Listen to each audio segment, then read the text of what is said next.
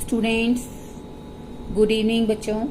बेटे आज का जो हमारा टॉपिक है एग्रीकल्चर से रिलेटेड है, जो हमारा थर्ड चैप्टर चल रहा है बच्चे, उसके अंदर है स्टूडेंट की achievement of agrarian reforms. In the previous video I have already discussed the agrarian reforms, which are of three types and also have three categories. First one technical reforms, second one मैंने आपके साथ discuss किया student basically general reforms, third one land reforms.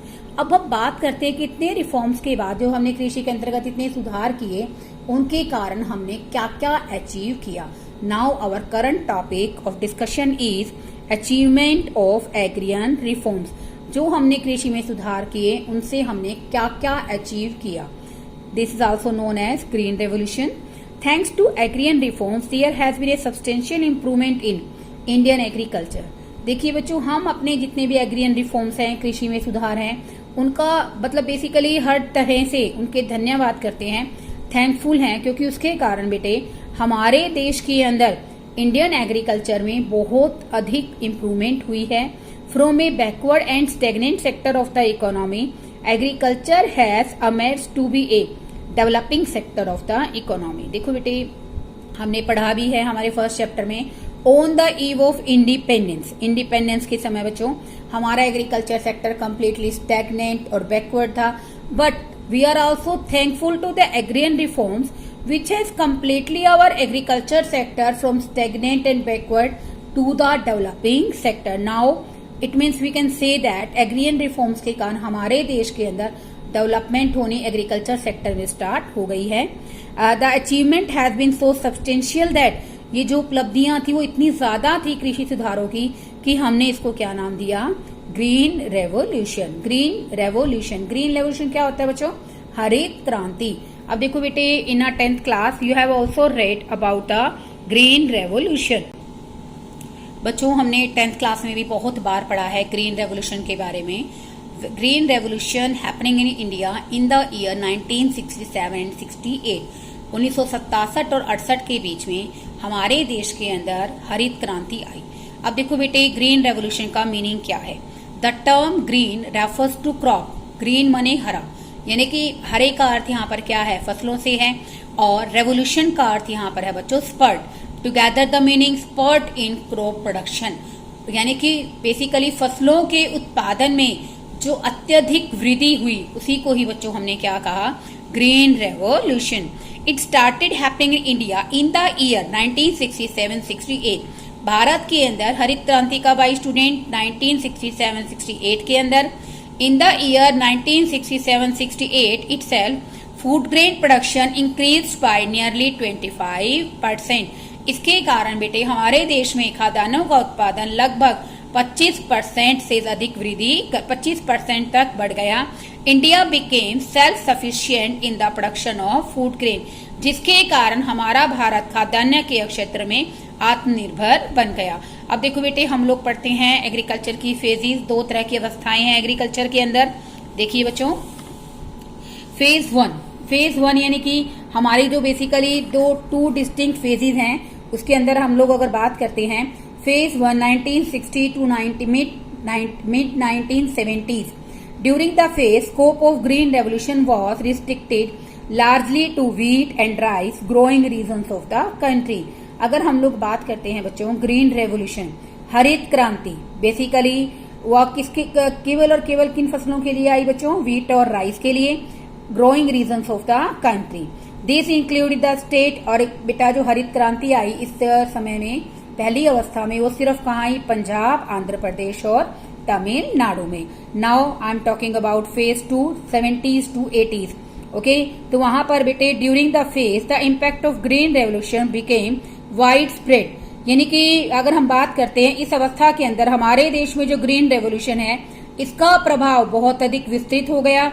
Covering most of the area of the country, इसने हमारे देश के बहुत सारे भागों को कवर किया और बहुत ज्यादा से ज्यादा फसलों का उत्पादन इस समय में बढ़ गया। Across both this phases green revolution is characterized by following features. इन्हीं दोनों अवस्थाओं को ध्यान में रखते हुए बेटे हमारे हरित क्रांति की कुछ मुख्य विशेषताएं हैं। वो कौन कौन सी हैं student? First, spurt in crop productivity. इसका अर्थ क्या है? फसलों के उत्पादन में, यानी कि उत्पादकता में क्रांति आना यानी कि बहुत अधिक वृद्धि होना। There has been a substantial jump in crop productivity. इसके हरित क्रांति के कारण हमारे देश में फसलों का उत्पादन अत्यधिक बढ़ गया। टू इलस्ट्रेट, इसके लिए बेटे एग्जाम्पल आपको फर्स्ट चैप्टर के अंदर भी गिवन है। वहां पर 1951 के अंदर व्हीट का प्रोडक्शन बेसिकली कितना था, 660 किलोग्राम पर हेक्टेयर था, जबकि अगर हम बात करते हैं as compare to 2018 and 19, wheat की प्रोडक्टिविटी अब बढ़कर कितनी हो गई है स्टूडेंट, 3408 किलोग्राम पर हेक्टेयर से बढ़ गई है। ऐसे स्टूडेंट राइस का दे रखा है। अब बेसिकली 1951 के अंदर जो राइस की प्रोडक्टिविटी थी 665 किलोग्राम पर हेक्टेयर थी, but at present in 2018 and 19 the productivity of rice increase करके कितनी होगी, increase to 2665 kilogram per hectare तक बढ़ गई है। इसका मतलब क्या है कि हमारा जो प्रोडक्शन है, प्रोडक्टिविटी है पर हेक्टेयर, वो काफी ज्यादा बढ़ गई है। अब देखो बेटे, end of May it was 1114 per hectare in 2018 and 19, और जबकि 1951 के अंदर सिर्फ स्टूडेंट कितना था, ये 704 किलोग्राम पर हेक्टेयर था। इसका मतलब बेटे एट प्रेजेंट हमारे देश के अंदर क्रॉप प्रोडक्टिविटी बहुत ज्यादा, spurt in crop productivity has led to a substantial A spurt in productivity has led to a structural shift in Indian agriculture। इसके कारण हमारे देश में हरित क्रांति जब आई, उसके कारण बच्चों हमारे देश में प्रोडक्टिविटी बहुत ज्यादा बढ़ गई, और नो डाउट इसके कारण हमारे इंडियन एग्रीकल्चर में संरचनात्मक परिवर्तन आने शुरू हो गए। अब धीरे धीरे जो हमारी एग्रीकल्चर क्या थी, स्टेगनेंट थी, अब वो धीरे धीरे क्या हो गई, स्टेगनेंट से डेवलपिंग सेक्टर की तरफ आना शुरू हो गया। यानी कि कहने का मतलब क्या है कि इसके कारण जो लॉन्ग पीरियड तक पिछड़ी हुई और गतिहीन हमारा एग्रीकल्चर सेक्टर था, उसको काफी हद तक खत्म कर दिया, जिसके कारण की प्रोडक्शन इतना ज्यादा बढ़ गया था। Substantial rise in acres. अब देखो बेटे, यहाँ पर एरिया अंडर कल्टीवेशन पहले से काफी बढ़ गया। अब देखो बेटे, एरिया अंडर कल्टीवेशन का अर्थ यहाँ पर क्या है, क्या हम जमीन को बढ़ा सकते हैं ऐसे? ऑब्वियसली नहीं बढ़ा सकते। लेकिन बेटे जब हम लोग HYV टेक्नोलॉजी का यूज करते हैं, सीड्स का प्रयोग करते हैं, तो बेटे जो टाइम है फसलों को बोने का और काटने का, वो डिफरेंस काफी कम रह जाता है, जिसमें हम लोग थोड़े ही समय में दूसरी फसल का उत्पादन बहुत अच्छे तरीके से कर सकते हैं। और दूसरा स्टूडेंट, अगर हम लोग केमिकल फर्टिलाइजर्स का यूज करते हैं, नो डाउट, और उसके साथ साथ HYV सीड्स का प्रयोग करते हैं, तो हमें बेटे जमीन को फेलोइंग छोड़ने की जरूरत नहीं है। फेलोइंग क्या होता है स्टूडेंट? फेलोइंग का मीनिंग है बेटे कि कुछ टाइम के लिए जमीन को क्या करना, अनकल्टिवेटेड छोड़ देना, यानी कि बिना, हम कुछ समय के लिए जमीन को बिना बोया छोड़ देते हैं, so that the land regains its fertility, ताकि जो जमीन है वो दोबारा से अपनी उपजाऊ क्षमता को ग्रहण कर ले। अब देखो बेटे, substantial rise in acres area under cultivation, HYV technology has significantly reduce the time lag between sowing and harvesting of crops. इसका मतलब स्टूडेंट यहाँ पर क्या है कि जो हमारे हाई यील्डिंग वैरायटी सीड्स है, अधिक उपज देने वाले जो बीज हैं, उन्होंने धीरे धीरे क्या किया, फसलों के बोने और काटने के बीच का जो टाइम पीरियड था उसको काफी हद तक रिड्यूस कर दिया। Use of chemical fertilisers has eliminated the need of for fallowing. इसका अर्थ क्या है कि जो हमारे केमिकल फर्टिलाइजर्स है, रासायनिक उर्वरक हैं, उन्होंने बेसिकली हैज एलिमिनेटेड, जो आवश्यकता थी फेलोइंग छोड़ने की, उसको भी काफी हद तक खत्म कर दिया।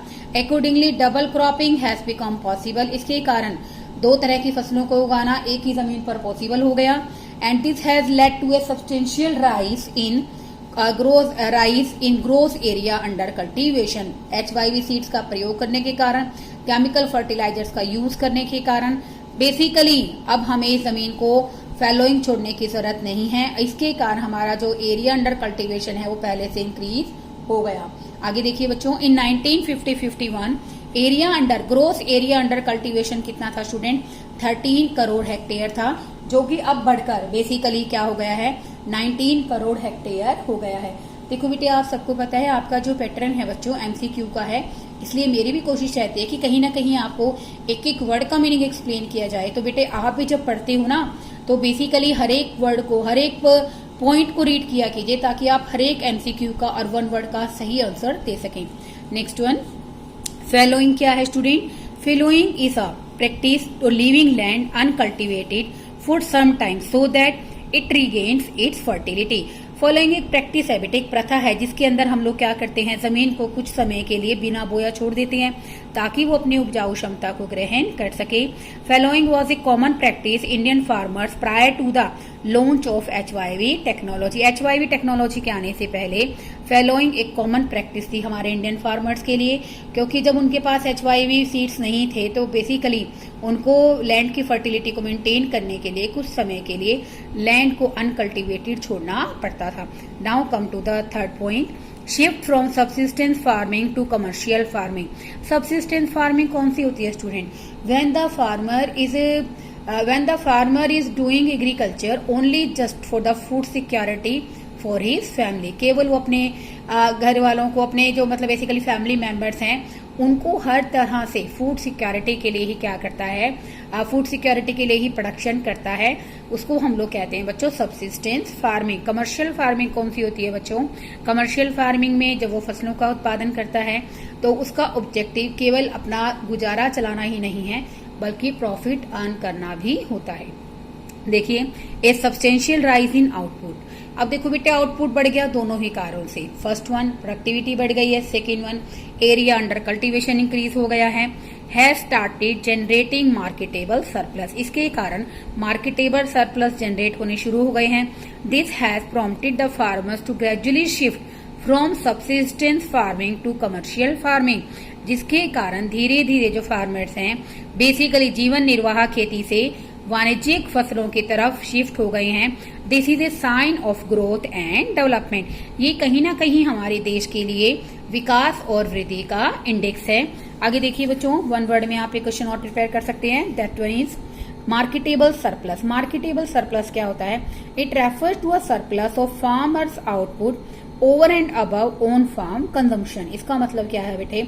मान लो बेटे, किसान 1000 किलोग्राम गेहूं का प्रोडक्शन करता है, उसमें से हम जो उसका own farm consumption of wheat है, जितनी की बेसिकली उसकी फैमिली को अपने कंजम्पशन के लिए चाहिए, अगर वो माइनस कर देते हैं बेटे तो हमारे पास क्या बच जाता है?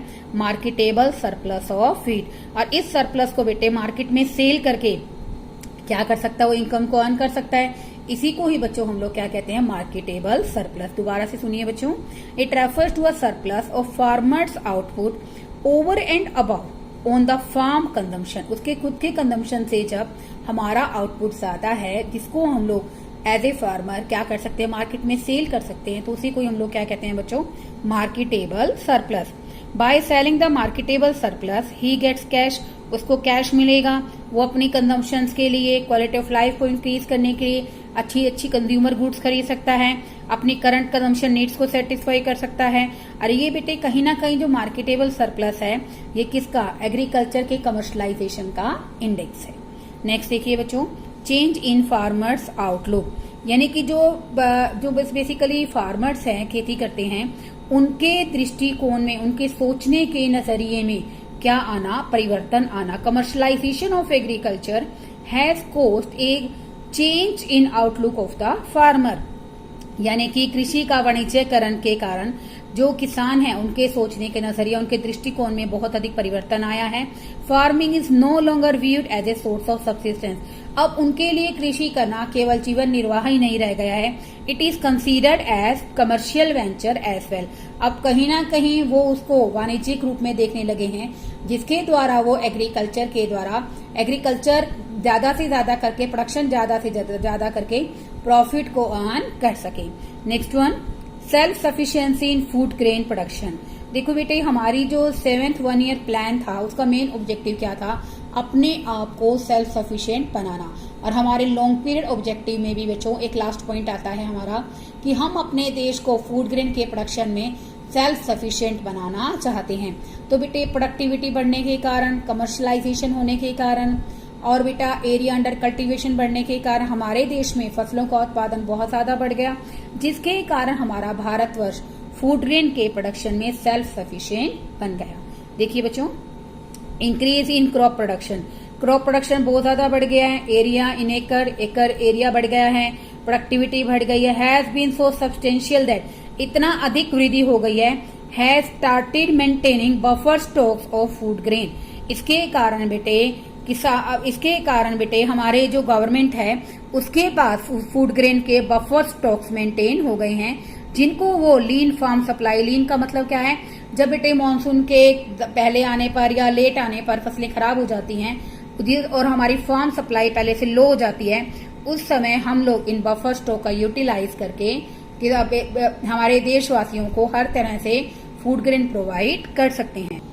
These stocks are used during periods of lean farm supplies। और ये बेटे जो बफर स्टॉक हम लोग मेंटेन कर रहे हैं, इनका यूज हम लोग जब भी हमारे पास फार्म सप्लाईज क्या हो जाएंगी बच्चों, कम हो जाएंगी, उस समय हम लोग क्या कर सकते हैं, इसका यूज कर सकते हैं। A revolutionary rise in output has help India achieve growth with self sufficiency.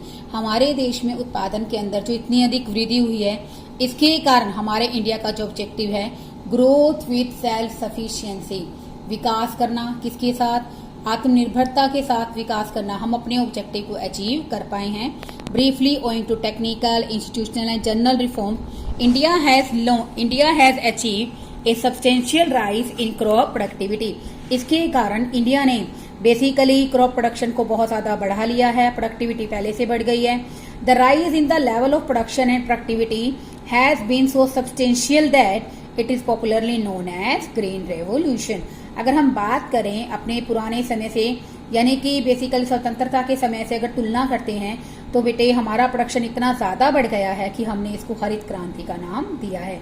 देखो बेटे, बेसिकली हमने जो पिछला टॉपिक पढ़ा है बेटे, उसमें सिर्फ आपको अचीवमेंट्स बताई गई हैं, लेकिन आपको पता है ना बेटे, जहां पर बेसिकली सक्सेस होती है वहां पर फेलियर भी होती है, कुछ डार्क स्पॉट्स रह जाते हैं बच्चों, तो उन्हीं के बारे में हम लोग अब डिस्कस करेंगे। Gains of green revolution significant but not sufficient. इसका मतलब क्या है कि हमें एग्रीकल्चर में जो हमारे देश के अंदर हरित क्रांति आई, उसके बेटे हालांकि हमें बहुत फायदे हुए हैं, लेकिन वो फायदे सफिशिएंट नहीं हैं।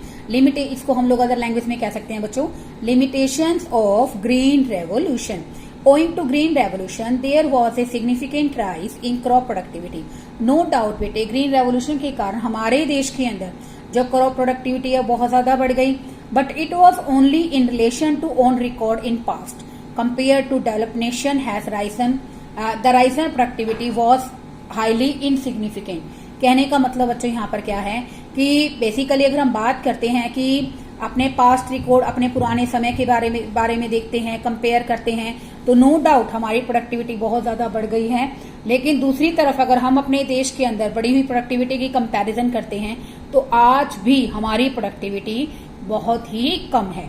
देखिए बच्चों, इन केस ऑफ वीट, अगर वीट की बात करते हैं, per hectare productivity in India was 3.4 tonne as against 6.5 tonne in China and 9 tonne in UK in 2018। इसका मतलब बच्चों यहाँ पर क्या है कि अगर हम लोग हर तरह से इसकी तो बेटे अब आप कंपैरिजन के दौरान देख रहे हैं कि इंडिया की जो प्रोडक्टिविटी है पर हेक्टेयर 3.4 टन है, और जबकि चाइना की कितनी है स्टूडेंट, 6.5 टन है, और यूके की 2018 फिगर के अकॉर्डिंग 9 टन है। तो इसका मतलब India per hectare wheat productivity में कितना पीछे है comparable to the advance countries. In case of rice per hectare productivity in India 2.4 tonne. अब देखो बेटे, राइस की जो प्रोडक्टिविटी इंडिया के अंदर 2.4 टन है, और जबकि चाइना की लगभग इंडिया से क्या है 3 गुना है, it is against 6.8 ton in China. अब देखो बेटे, following are the observation which highlight the failures of green revolution. First one is revolutionary right limited crops. Limited crops का मतलब क्या है बच्चों, ग्रीन रेवोल्यूशन बेटे नो डाउट हमारे देश के अंदर ग्रीन रेवोल्यूशन आने से प्रोडक्शन बढ़ा, लेकिन वो प्रोडक्शन केवल कुछ ही फसलों का बढ़ा है, सभी फसलों पर ग्रीन रेवोल्यूशन का इक्वली इम्पैक्ट नहीं पड़ा। First one limited crops. Limited crops का मतलब स्टूडेंट यहाँ पर क्या है, revolutionary rise in output due to green revolution is confined mainly to the production of food grains wheat and rice. जो क्रांतिकारी परिवर्तन आए हैं वो केवल कुछ ही खाद्यान्नों के उत्पादन में आए हैं, जैसे गेहूं और चावल। There has been no similar rise in the production of pulses and commercial crop like jute, tea और कॉटन एटसेट्रा। लिमिटेड क्रॉप्स का मतलब बच्चों यहाँ पर क्या है, सीमित फसलें, यानी कि ग्रीन रेवोल्यूशन का प्रभाव नो डाउट हमारे इंडियन इकोनॉमी पे पड़ा है, लेकिन वो केवल ग्रीन रेवोल्यूशन का इफेक्ट कुछ ही खाद्यान्न फसलों पर पड़ा है, जैसे गेहूं और चावल। हमारे देश के अंदर जो कमर्शियल फसलें हैं उनके उत्पादन में और जो पल्सीज हैं उनके उत्पादन में कोई भी वृद्धि नहीं हुई है। Next one, uneven spread. Uneven spread का मतलब क्या है बच्चों? असमान विस्तार। यानी कि ग्रीन रेवोल्यूशन के कारण बेटे सभी स्टेट्स पर इक्वली इफेक्ट नहीं पड़ा है, कुछ क्षेत्रों पर ग्रीन रेवोल्यूशन का कोई भी प्रभाव नजर नहीं आया। Spread to green revolution has not be uniform across all the regions. Green revolution का जो प्रभाव है सभी क्षेत्रों पर एक समान रूप से नहीं रहा। इन स्टेट्स लाइक पंजाब, हरियाणा, महाराष्ट्र और Tamil Nadu it made a remarkable impact. यहाँ अगर बात करते हैं स्टेट्स की, बेसिकली उन राज्यों में पंजाब में, हरियाणा में, महाराष्ट्र में और तमिलनाडु में इसका बहुत अधिक प्रभाव नजर आया, जबकि ईस्टर्न यूपी के अंदर Bihar, Madhya Pradesh, Orissa its impact was relatively insignificant. Insignificant का मतलब यहाँ पर हरित क्रांति का कोई प्रभाव नहीं पड़ा, ना यूपी में, ना बिहार में, ना उड़ीसा में और ना ही मध्य प्रदेश में। इट मीन्स ग्रीन रेवोल्यूशन का इफेक्ट बेसिकली सभी क्षेत्रों पर समान रूप से नहीं पड़ा है। Third one, limited farming population. Limited farming population का अर्थ यहाँ पर क्या है बच्चों कि बेसिकली ग्रीन रेवोल्यूशन का इफेक्ट जो आया है वो बेसिकली हमारे बड़े बड़े फार्मर्स को ही मिला है, रिच फार्मिंग पॉपुलेशन को ही मिला है। जो छोटे और सीमांत किसान हैं, मार्जिनल और स्मॉल फार्मर्स हैं, उनको ग्रीन रेवोल्यूशन का बहुत अधिक प्रभाव नहीं पड़ा है। देखिए बच्चों, the bulk of the farming population in India consist of small and marginal farmers. हमारे यहाँ पर बेटे कृषि के अंतर्गत जितनी भी जनसंख्या है उनमें ज्यादातर किसान क्या हैं? छोटे और सीमांत किसान हैं। The gains of green revolution have eluded these farmer. Eluded होता है बेटे वंचित हो जाना, कि ग्रीन रेवोल्यूशन के प्रभाव से इनको वंचित रखा गया है, इन पर कोई प्रभाव नहीं पड़ा है। Because HYV technology requires expensive input which are beyond the reach of marginal farmers. देखो बेटे, HYV टेक्नोलॉजी का यूज करने के लिए और एक्सपेंसिव इनपुट का यूज करने के लिए किसानों को बहुत अधिक पैसे की जरूरत थी, जबकि हमारे देश के अंदर मोस्ट ऑफ द फार्मर्स क्या हैं बच्चों? पुअर हैं, मार्जिनल फार्मर्स हैं, और इतनी एक्सपेंसिव टेक्नोलॉजी को यूज करना उनकी कहीं ना कहीं उनकी पहुंच से काफी परे था। How ever rich farming population through small in number. इसका मतलब स्टूडेंट यहाँ पर क्या है कि जो हमारे रिच फार्मर्स हैं जो कि संख्या में काफी कम है, happens to own the bulk of farming area, और जिनके पास जमीन का बहुत बड़ा हिस्सा है, which is why the result of green revolution are found to be impressive in terms of overall rise in output. इसका मतलब क्या है बच्चों कि जो रिच फार्मिंग पॉपुलेशन है हमारी, कहीं ना कहीं बेसिकली वो संख्या में क्या है बच्चों? काफी कम है, और वैसे बहुत ज्यादा क्या है बच्चों? रिच हैं। तो बेटे उनको ही ग्रीन रेवोल्यूशन का रिमार्केबल इम्पैक्ट मिला, और उन्हीं कई खेतों के अंदर फसलों का उत्पादन बहुत अधिक बढ़ा है। छोटे और सीमांत किसानों का इसका बहुत ज्यादा बेनिफिट नहीं मिला है। Next one, economic divide. Economic divide का स्टूडेंट यहाँ पर अर्थ क्या है? Thanks to green revolution, economic divide. Thanks to green revolution, the economic divide, the gulf between rich and poor farmer has substantially risen over time. हम लोग बेटे basically क्या सोचते हैं कि ग्रीन रेवोल्यूशन ने ही क्या किया है? जो सबसे बड़ी लिमिटेशन रही है बेटे ग्रीन रेवोल्यूशन की यही रही है कि कहीं ना कहीं हरित क्रांति ने हमारे देश के अंदर आर्थिक विभाजन कर दिया। The gulf between the rich and poor farmer has substantially Ryzen over time. हमारे देश के अंदर अमीर और गरीब किसानों में इतना ज्यादा डिफरेंस, इतनी ज्यादा खाई बढ़ गई कि बेसिकली अब उसको समय के साथ नहीं भरा जा सकता है। तो बेटे जो ग्रीन रेवोल्यूशन है उसका सबसे नेगेटिव इफेक्ट ये है economic divide of the rural economy haves and haves not, यानी कि उसने बेसिकली हमारी ग्रामीण अर्थव्यवस्था को दो भागों में बांट दिया है, पुअर फार्मर और रिच फार्मर, और उनके बीच का जो डिफरेंस है वो दिन प्रतिदिन बढ़ता जा रहा है। And poverty is wide spread and इनडेप्टनेस is extremely high. निर्धनता इतनी ज्यादा बढ़ गई है, ऋणग्रस्तता इतनी ज्यादा बढ़ गई है कि बेसिकली उसका लेवल इतना ज्यादा हाई हो गया है। Loan waivers are frequently offered, ना चाहते हुए भी किसानों के कर्जे माफ करने पड़ते हैं। Yet suicides among the farmers is emerging to be a serious challenge. और नो डाउट बेटे जो किसान आत्महत्या कर रहे हैं ये भी हमारे देश के लिए एक उभरती हुई समस्या बन गई है। Briefly, while achievement in agrarian reforms a laudable. देखो बेटे, एग्रियन रिफॉर्म्स यानी कि जिसके कारण ग्रीन रेवोल्यूशन आया, ये अपने आप की प्रेज वर्दी यानी कि अपनी खुद की प्रशंसा करने वाली बात है, क्योंकि इसके कारण जो गल्फ जो डिफरेंसेस बन गई किसके बीच में, हैव और हैव नॉट्स के बीच में, जो कि रूरल इकोनॉमी में टाइम की अकॉर्डिंग पुअर फार्मर और रिच फार्मर के बीच में डिफरेंसेस को और ज्यादा इंक्रीज कर रहे हैं।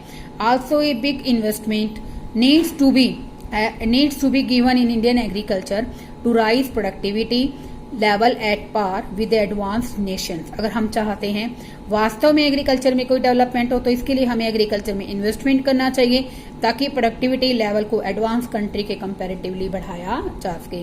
This is a last topic which is a debatable topic. Does India need another green revolution? बच्चों बताओ, आपको क्या लगता है, क्या हमारे भारत को दूसरे ग्रीन रेवोल्यूशन की जरूरत है? Obviously yes. हमारे इंडिया को इसका जो आंसर है बिना सोचे समझे हम लोग दे सकते हैं कि आज भी हमारे भारत को दूसरी हरित क्रांति की जरूरत है। It is an undisputed fact that gains of green revolution have started shrinking. हमारे जो हरित क्रांति के जो फायदे थे, जो लाभ थे, वो श्रिंक होने शुरू हो गए हैं। This is particularly true when the gains are viewed in relation to our needs and relation to what other countries have achieve. अगर हम बात करते हैं कि हमारे जो गेन्स हमें मिले अब हमारी आवश्यकताओं के अनुसार दूसरे देशों के अचीवमेंट के आगे क्या है, काफी कम है। Following observation would prove the need of for yet another green revolution Indian agriculture. ये जो पॉइंट्स बेटे अब मैं डिस्कस करना चाह रही हूँ ये हमें बताएंगे कि हमें वास्तव में ही हमारे भारतवर्ष के अंदर दूसरी हरित क्रांति की आवश्यकता है। फर्स्ट वन, हमारी जो प्रोडक्टिविटी स्टैंडर्ड है वो काफी लो है। अगर हम इसकी एडवांस कंट्री से क्या करते हैं बच्चों, तुलना करते हैं, तो हमें अपने प्रोडक्टिविटी लेवल को इंक्रीज करने के लिए ग्रीन रेवोल्यूशन की जरूरत है। सेकेंड वन, फूड ग्रेन के जो स्टॉक्स हैं बच्चों वो काफी अनसर्टेन हैं, अनिश्चित हैं। Third one, most farmer in India continues to face uncertainties of the market. Basically बहुत से किसान हैं बेटे, उनको मार्केट में आने वाली फ्लक्चुएशंस का सामना करना पड़ता है, बाजार की अनिश्चितताओं के भरोसे रहना पड़ता है। Next one, the farmers continues to exposed to uncertainties of the market which compels them to focus on unprofitable subsistence farming. आज भी बेटे जो किसान है बाजार की अनिश्चितताओं का उसको सामना करना पड़ता है और कई बार ना चाहते हुए भी उसे ऐसी फसलों का ही उत्पादन करना पड़ता है जो केवल उसको फूड सिक्योरिटी प्रोवाइड करती है, ना कि profits. Last one, loan waivers are becoming a recurring feature. अब इसका मतलब है कि कर्जे माफ करना एक बहुत महत्वपूर्ण विशेषता बन गई है। इन सब बातों को बेटे अगर हम लोग ध्यान में रखते हैं तो हमें लगता है ना कि हमारे इंडियन एग्रीकल्चर को दूसरी हरित क्रांति की जरूरत है।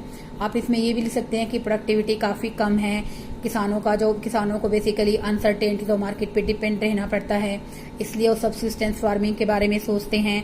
हमारे फूड ग्रेन के जो स्टॉक हैं वो अनसर्टेन हैं। That's why our India need another green revolution. Student, आज हमारा बेटे चैप्टर कंप्लीट हो गया है। आई होप अगर आप ध्यान से सुनेंगे तो आपको बहुत अच्छे तरीके से समझ में आएगा।